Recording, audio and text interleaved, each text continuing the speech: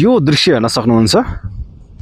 अहिले हामी ललितपुर जिल्लाको ललितपुर नगरपालिका वडा नम्बर 22 बुङमतीको फर्सीडोल एरियामा आएर देखाइरहेको छौँ तपाईहरुलाई। यो एरिया देखिराख्नु भएको छ, इट्टाको साम्राज्य पनि भनिन्छ। जाडो महिनामा भने गर्मी महिनामा चाहिँ तरकारी खेतीहरू मज्जाले गरिन्छ, तरकारी धानहरू रोपिन्छ भने यो जुन देखिराख्नु भएको छ यो चाहिँ फास्ट ट्र्याकको ट्र्याक रहेको छ, जहाँनिर नेपाल आर्मी नेपाल सेनाद्वारा यहाँनिर यसरी यो ट्र्याक 2066 सालतिर निकालिएको थियो।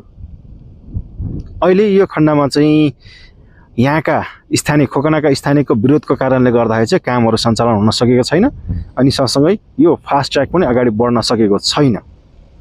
यसको लागि नेपाल सरकारले चाहिँ निरीक्षण गर्दैछ, अनुसन्धान गर्दैछ, कहाँनिर जिरो पोइन्ट बनाउने कता बनाउने भनेर।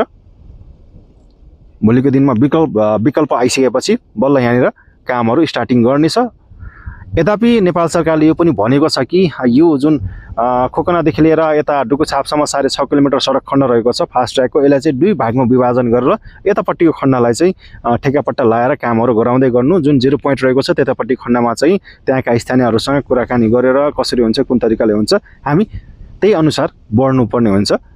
यद्यपि उतापट्टि जुन पुरानो पुरातात्विक सम्पदाहरू रहेका छन् त्यसलाई नछोइकन हामी फास्ट ट्र्याकलाई अगाडि लैजाने भनेर भनिएको छ। अब हेरौँ भोलिका दिनमा के हुन्छ भनेर। लाइक एन्ड कमेन्ट गर्न नछोड्नु होला, अनि सँगसँगै फलो गर्न पनि नछोड्नु होला।